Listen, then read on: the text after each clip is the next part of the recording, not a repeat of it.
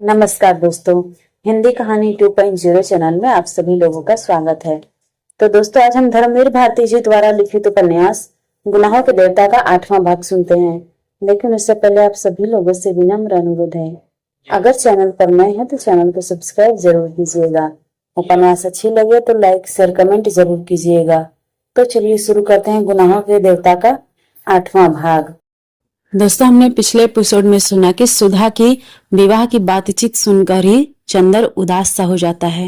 अब आगे। कौन कामरेड? सुधा ने पूछा। तुम भी कम्युनिस्ट हो गए क्या? नहीं जी, वो बरेली का सोशलिस्ट लड़का कैलाश, जिसने झगड़े में हम लोगों की जान बचाई थी। हमने तुम्हें बताया नहीं था सब किस्सा उस झगड़े का, जब हम और पापा बाहर गए थे? हाँ हाँ, बताया था। उसे जरूर खत लिख दो, सुधा ने पोस्ट कार्ड देते हुए कहा। तुम्हें पता मालूम है उसका? चंदर जब पोस्ट कार्ड लिख रहा था तो सुधा ने कहा, सुनो, उसे लिख देना कि पापा की जान बचाने के एवज में आपकी बहुत कृतज्ञ है, और कभी अगर हो सके तो आप इलाहाबाद जरूर आए।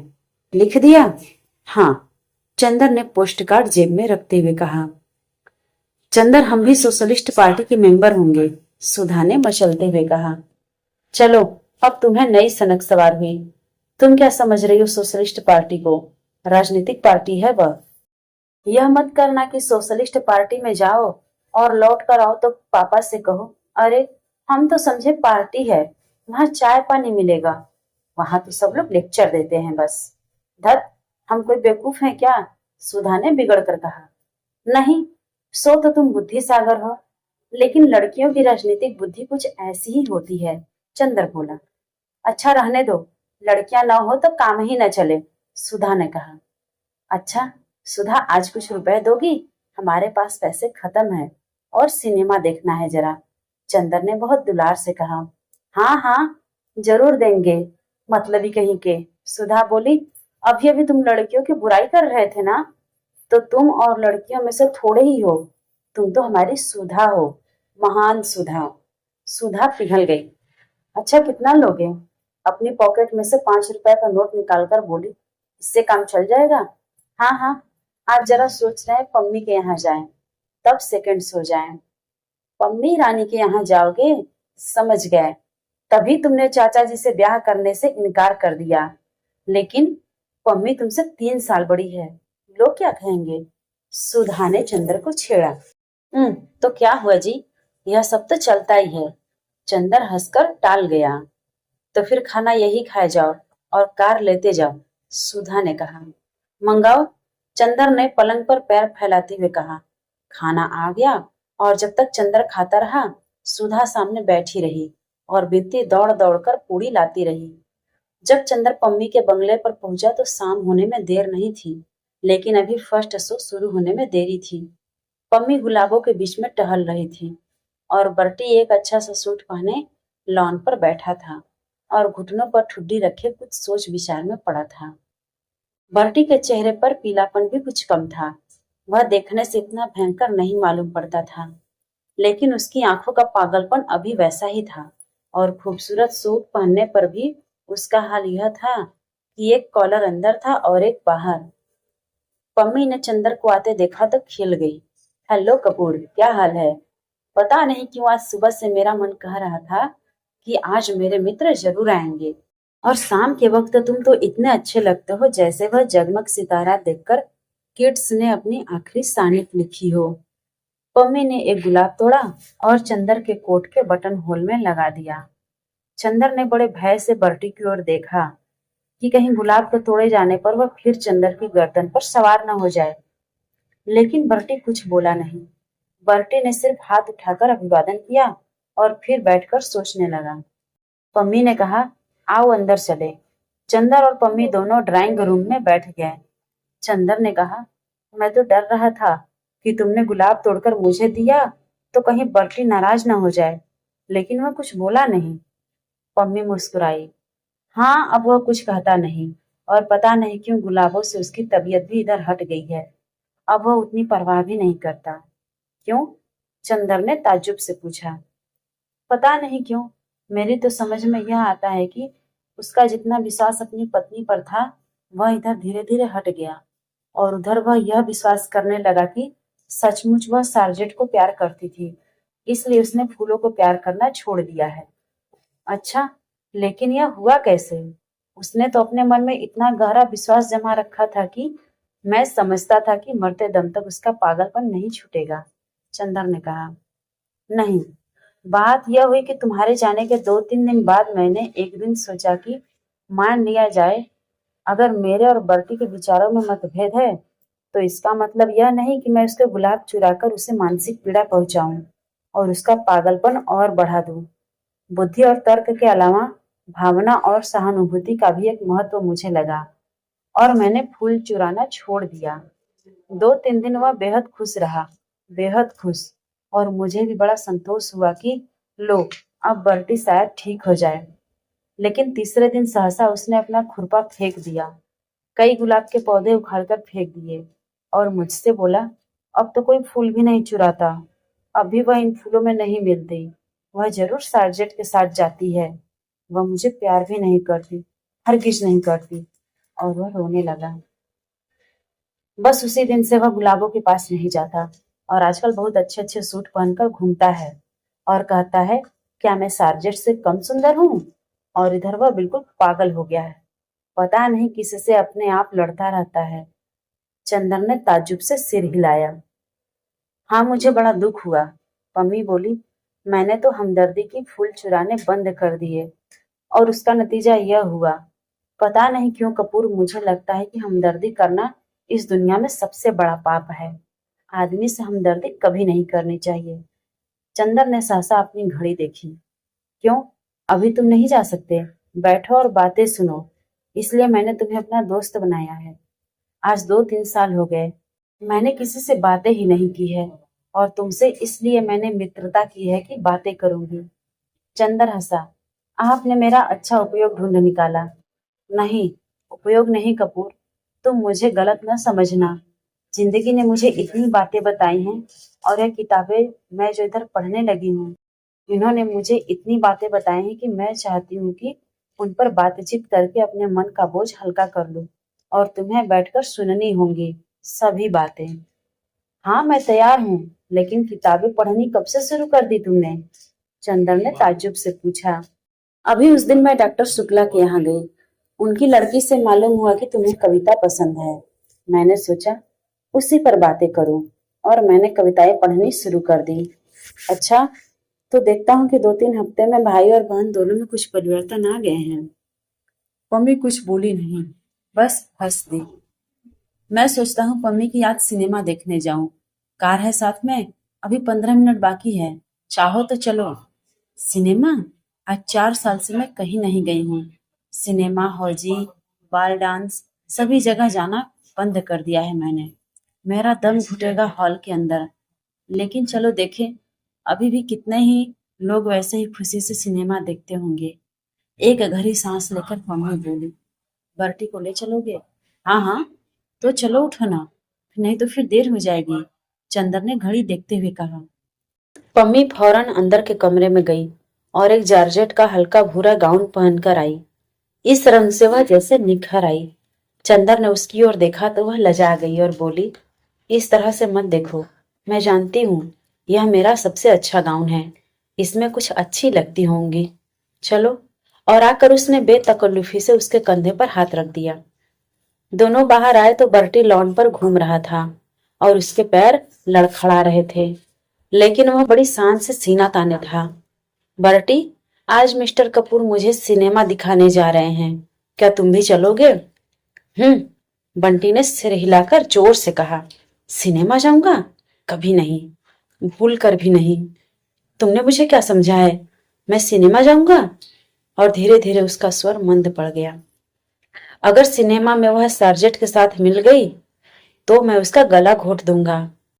अपने गले को दबाते हुए बर्टी बोला और इतनी जोर से दबा दिया अपना गला कि उसकी आंखें लाल हो गई और खांसने लगा। खांसी बंद हुई तो बोला, वह मुझे प्यार नहीं करती, वह तो सार्जेंट को प्यार करती है, वह उसी के साथ घूमती है। अगर वह मिल जाएगी सिनेमा में तो उसकी हत्या कर डालूंगा, तो फिर पुलिस आएगी और खेल खत्म हो जाएगा। तुम जानते हो मिस्टर कपूर, मैं उससे कितना नफरत करता हूँ। और लेकिन नहीं, कौन जानता है मैं नफरत करता हूँ और वह मुझे। कुछ कुछ भी समझ में नहीं आता। मैं पागल हूँ। ओफ। और वह सिर थामकर बैठ गया। पम्मी ने चंदर का हाथ पकड़कर कहा, चलो, यहाँ रहने से उसका दिमाग और खराब होगा। आओ। दोनों जाकर कार में बैठे। चंदर खुद ही ड्राइव कर रहा था।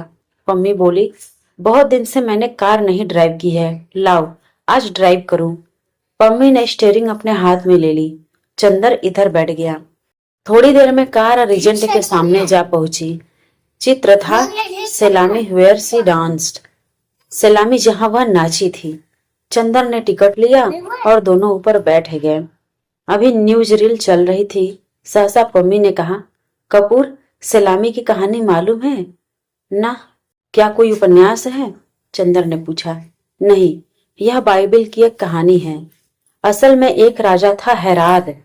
उसने अपने भाई को मारकर उसकी पत्नी से अपनी शादी कर ली। उसकी भतीजी थी सलामी, जो बहुत ही सुंदर थी और वह बहुत अच्छा नाचती थी। हेराद उस पर भी मुग्ध हो गया, लेकिन सलामी एक पैगंबर पर मुग्ध थी। पैगंबर ने सलामी के प्रणय को ठुकरा दिया। एक बार हेराद ने सलामी से कहा कि यदि तुम नाचो तो मैं तुम्हें कुछ दे सकता हूँ। सलामी नाची और पुरस्कार में उसने अपना अपमान करने वाले पैगंबर का सिर मांगा। हेराद वचनबद्ध था। उसने पैगंबर का सिर तो दे दिया, लेकिन बाद में इस भय से कि कहीं राज्य पर कोई आपत्ति न आए, उसने सलामी को भी मरवा डाला। चंदर को यह कहानी बहुत अच्छी लगी। तब तो चित्र बहुत ही अच्छा होगा, उसने सोचा। सुधा की परीक्षा है, वरना सुधा को भी दिखला देता। लेकिन क्या नैतिकता है इन पाश्चात्य देशों की कि अपनी भतीजी पर ही हेराद मुग्ध हो गया। उसने कहा पम्मी से, लेकिन हेराद अपनी भतीजी पर ही मुग्ध हो गया तो क्या हुआ? यह तो सेक्स है मिस्टर कपूर। सेक्स कितनी भयंकर शक्तिशाली भावना है, यह भी शायद तुम नहीं जानते। अभी तुम्हारी आंखों में बड़ा भोलापन है। तुम रूप की आग के संसार से दूर मालूम पड़ते हो, लेकिन शायद 2-1 साल बाद तुम भी जानोगे कि यह कितनी भयंकर चीज है। आदमी के सामने वक्त बेवक्त, नाता, रिश्ता, मर्यादा, अमर्यादा कुछ भी नहीं रह जाता। वह अपनी भतीजी पर मोहित हुआ तो क्या?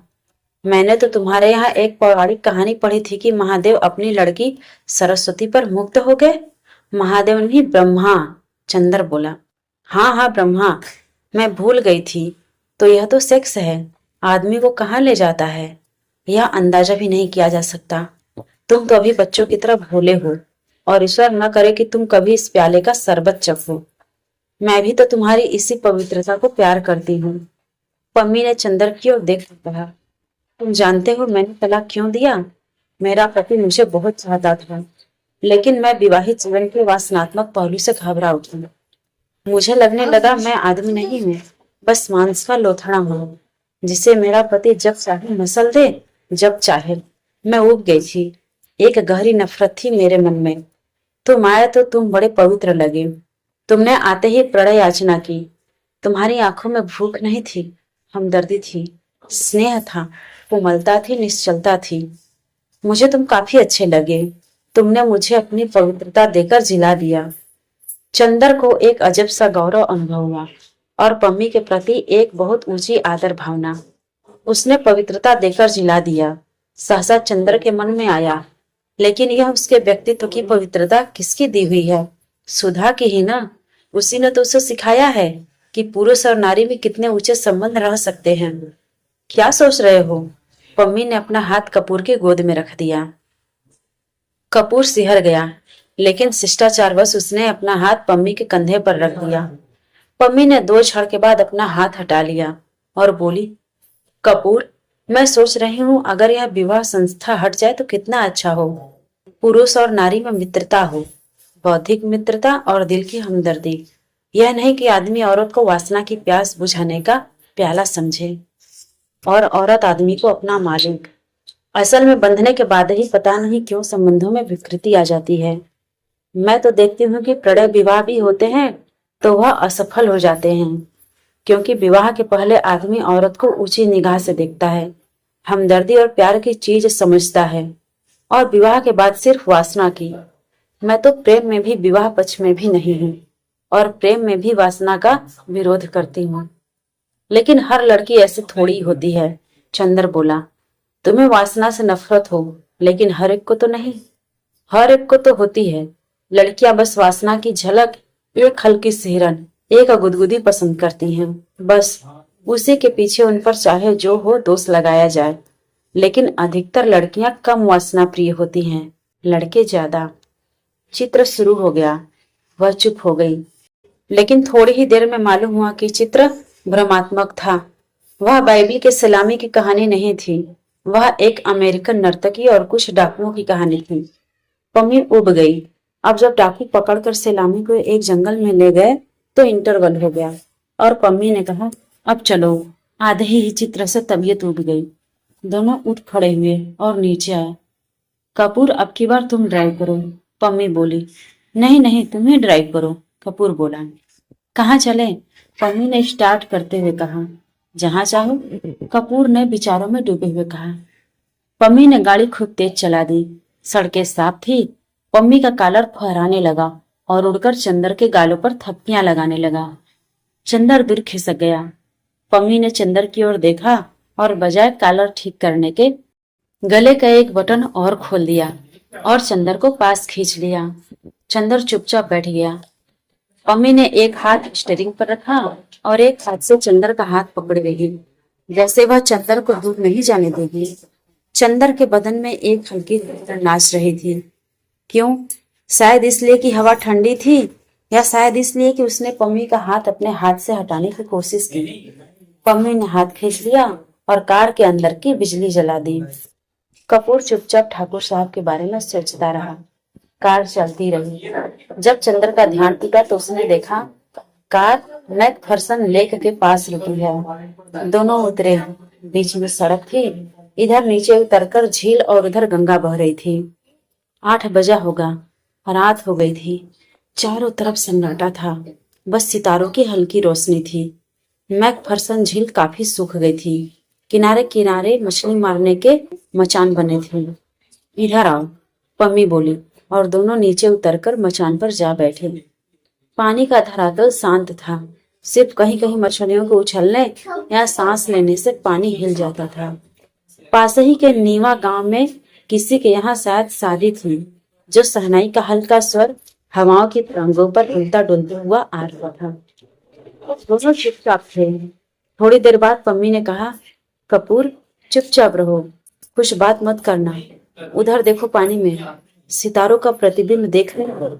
चुप्पे से सुनो, ये सितारे क्या बातें कर रहे हैं। पम्मी सितारों की ओर देखने लगी। कपूर चुपचाप पम्मी की ओर देखता रहा। थोड़ी देर बाद सहसा पम्मी एक बांस से ठिठक कर बैठ गई। उसके गले के 2 बटन खुले हुए थे और उसमें से रूप की चांदनी फटी पड़ती थी। पम्मी आंखें बंद किए बैठी थी। चंदर ने उसकी ओर देखा और फिर जाने क्यों उससे देखा नहीं गया। वह सितारों की ओर देखने लगा। पम्मी के कॉलर के बीच से सितारे टूट टूट कर बरस रहे थे। सहसा पम्मी ने आंखें खोल दी और चंदर का कंधा पकड़कर बोली, कितना अच्छा हो अगर आदमी हमेशा संबंधों में एक दूरी रखे, सेक्स ना आने दे। ये सितारे हैं, देखो कितने नजदीक हैं, करोड़ों बरस से साथ हैं, लेकिन कभी भी एक दूसरे को छूते तक नहीं। तभी तो संग निभ जाता है। सहसा उसकी आवाज में जाने क्या छलक आया कि चंदर जैसे मदहोश हो गया। वह बोली, बस ऐसा हो कि आदमी अपने प्रेमास्पद को निकटतम लाकर छोड़ दे, उसको बांधे ना। कुछ ऐसा हो कि होठों के पास खींचकर छोड़ दे। और पम्मी ने चंदर का माथा होठों तक लाकर छोड़ दिया। उसकी गरम गरम सांसें चंदर की पलकों पर बरस गई। कुछ ऐसा हो कि आदमी उसे अपने हृदय तक खींचकर फिर हटा दे। और चंदर को पम्मी ने अपनी बाहों में घेर कर अपने वक्ष तक खींचकर छोड़ दिया।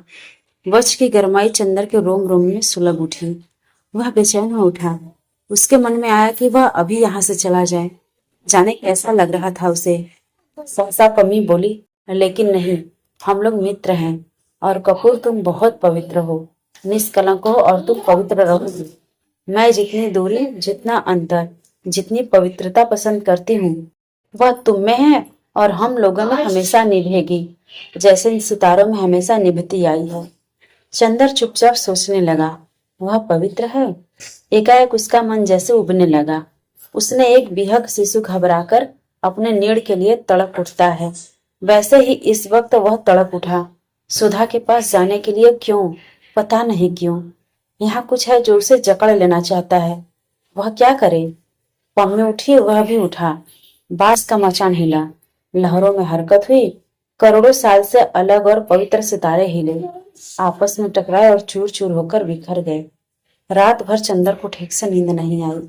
अब गर्मी काफी पड़ने लगी थी। एक सूती चादर से ज्यादा नहीं ओढ़ा जाता था और चंदर ने वह भी ओढ़ना छोड़ दिया था। लेकिन उस दिन रात को अक्सर एक अजीब सी कपकपी उसे झकझोर जाती थी और वह कसकर चादर लपेट लेता था। फिर जब उसकी तबीयत घुटने लगती तो वह उठ बैठता था। उसे रात भर नींद नहीं आई। बार बार झपकी आई और लगा कि खिड़की के बाहर सुनसान अंधेरे में से अजब सी आवाजें आती हैं और नागिन बनकर उसकी सांसों में लिपट जाती हैं। वह परेशान हो उठता है। इतने में फिर कहीं से कोई मीठी सतरंगी संगीत की लहर आती है और उसे सचेत और सजग कर जाती है। एक बार उसने देखा कि सुधा और गेसु कहीं चली जा रही हैं। उसने गेसु को कभी नहीं देखा था, लेकिन उसने सपने में गेसु को पहचान लिया। लेकिन गेसु तो पम्मी की तरह गाउन पहने हुए थी। फिर देखा बिनती रो रही है और इतना बिलख बिलख रो रही है कि तबीयत घबरा जाए। घर में कोई नहीं है। चंदर समझ नहीं पाता है कि वह क्या करे। अकेले घर में एक अपरिचित लड़की से बोलने का साहस भी नहीं होता उसका। किसी तरह हिम्मत करके वह समीप पहुंचा तो देखा, अरे यह तो सुधा है। सुधा लूटी हुई से मालूम पड़ती है। वह बहुत हिम्मत करके सुधा के पास बैठ गया। उसने सोचा सुधा को आश्वासन दे, लेकिन उसके हाथों पर जाने कैसे सुकुमार जंजीरें कसी हुई हैं। उसके मुंह पर किसी की सांसों का भार है। वह निश्चेष्ट है। उसका मन अकुला उठा। वह चौंक कर जाग गया तो देखा वह पसीने से तर है। वह उठकर टहलने लगा। वह जाग गया था, लेकिन फिर भी उसका मन स्वस्थ नहीं था। कमरे में टहलते टहलते वह फिर से लेट गया। लगा जैसे सामने की खुली खिड़की से सैकड़ों तारे टूट टूट कर भयानक तेजी से आ रहे हैं और उसके माथे से टकरा टकरा कर चूर हो जाते हैं।